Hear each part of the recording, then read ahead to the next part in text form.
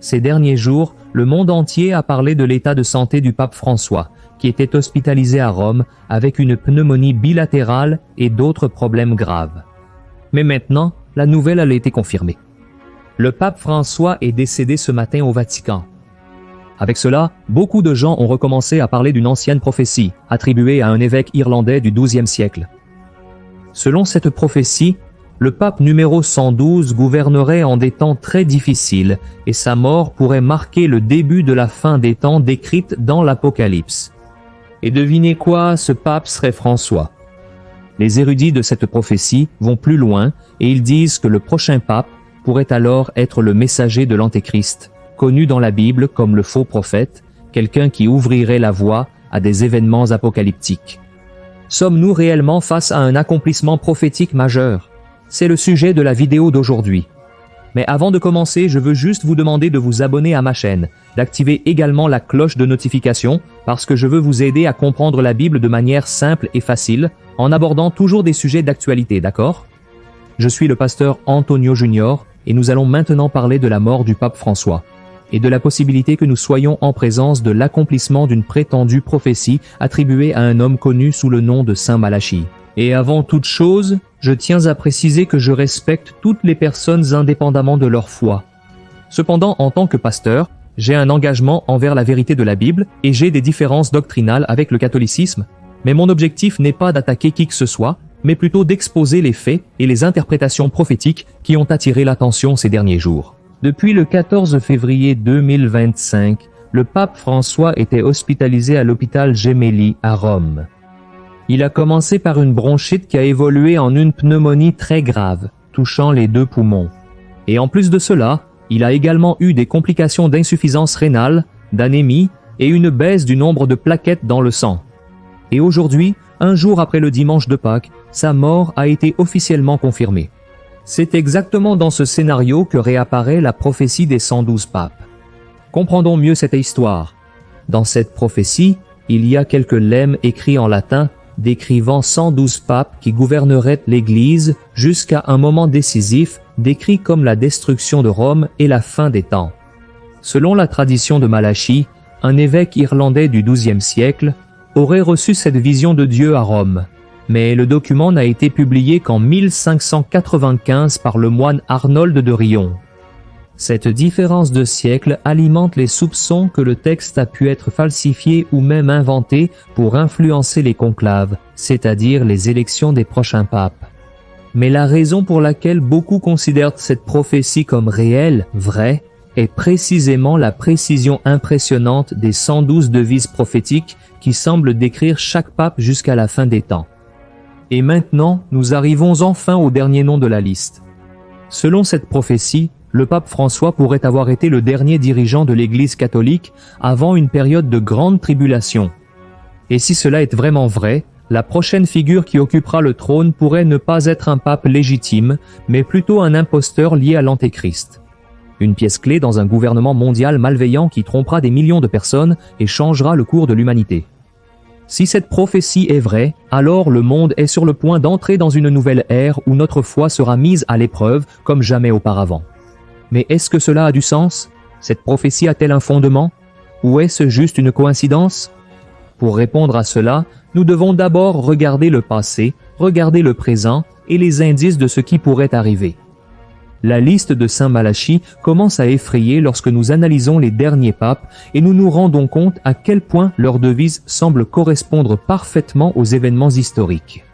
Par exemple, le pape Pie X, qui a régné entre 1903 et 1914, a reçu le slogan Ignis Ardens, qui signifie « feu ardent », une référence à sa foi intense et à sa lutte incessante contre les hérésies. Pendant son pontificat, il s'est distingué en tant que réformateur, promouvant des changements dans la liturgie et la morale de l'Église. Il était considéré comme un leader de grande spiritualité et de fermeté, quelqu'un qui défendait la doctrine avec passion, tout comme le feu qui ne s'éteint jamais. Et c'est pourquoi cela correspond exactement à sa devise, « Feu ardent ». Quant à Benoît XV, qui a pris le pouvoir en 1914 et a régné jusqu'en 1922, il a reçu la devise religieuse de Populata, traduit comme religion dévastée. Et quel a été le grand événement qui a marqué son pontificat? la Première Guerre mondiale, l'un des conflits les plus sanglants de l'histoire qui a dévasté non seulement des pays, mais aussi la foi de beaucoup. Le monde a vu des églises être détruites, des chrétiens être massacrés et une Europe plongée dans le chaos. Pour ceux qui étudient cette prophétie, le lien entre le slogan et ce qui s'est passé est tout simplement incontestable. Ensuite est venu Pie XI qui a régné entre 1922 et 1939 sous le slogan Fides Intrepida qui signifie « foi intrépide ». Son pontificat a coïncidé avec l'ascension du fascisme et du nazisme, des régimes qui ont apporté des persécutions religieuses, de la censure et de la violence. Et malgré les menaces, il a maintenu une position ferme contre ces idéologies, dénonçant publiquement les abus des régimes totalitaires.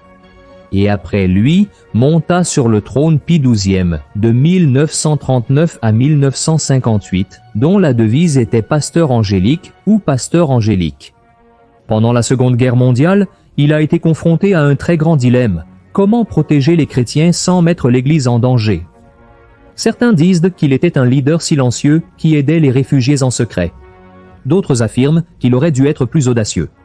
Le fait est que son pontificat a été marqué par la guerre et l'incertitude, tout comme un pasteur essayant de guider son troupeau au milieu du chaos.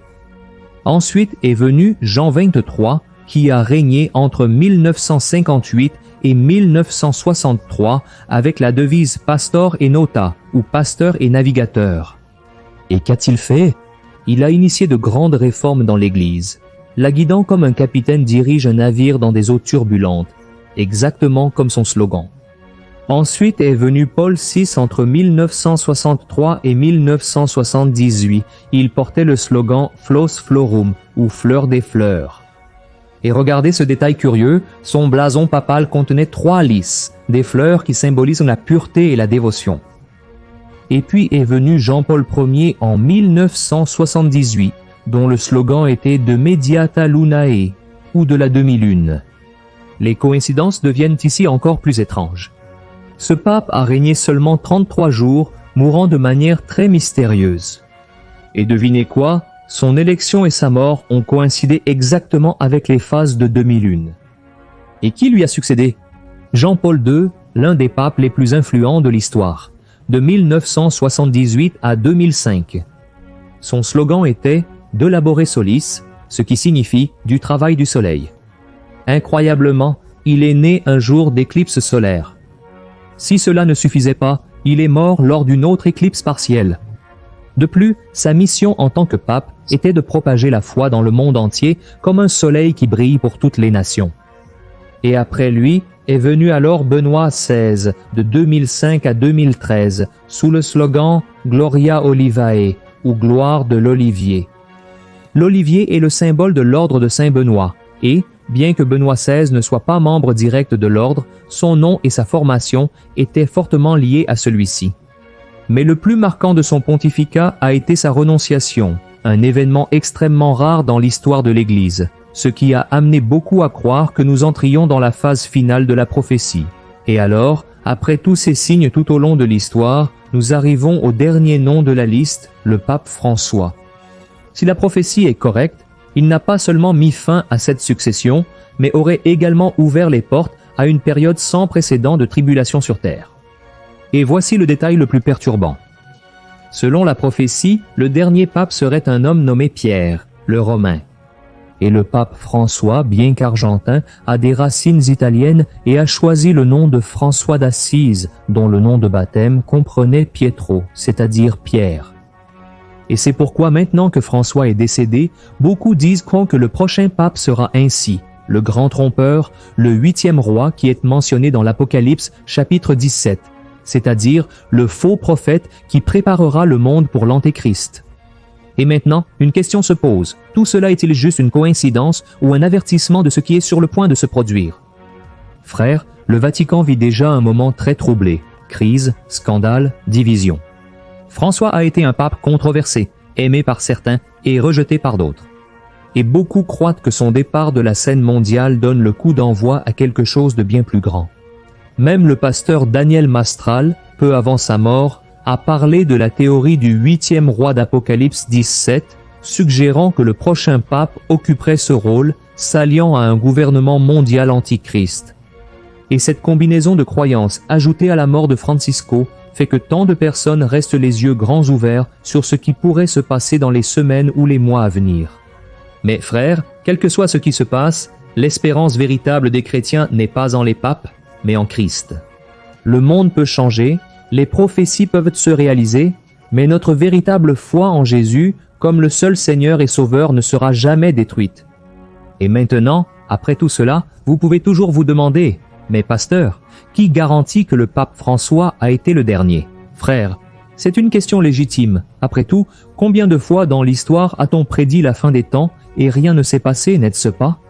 Pour ceux qui croient en la prophétie de Saint Malachie, il y a 3 signes clairs qui indiquent que François a été le dernier pape avant la grande tribulation. Et le premier est le lien avec le nom Pierre, comme je vous l'ai dit.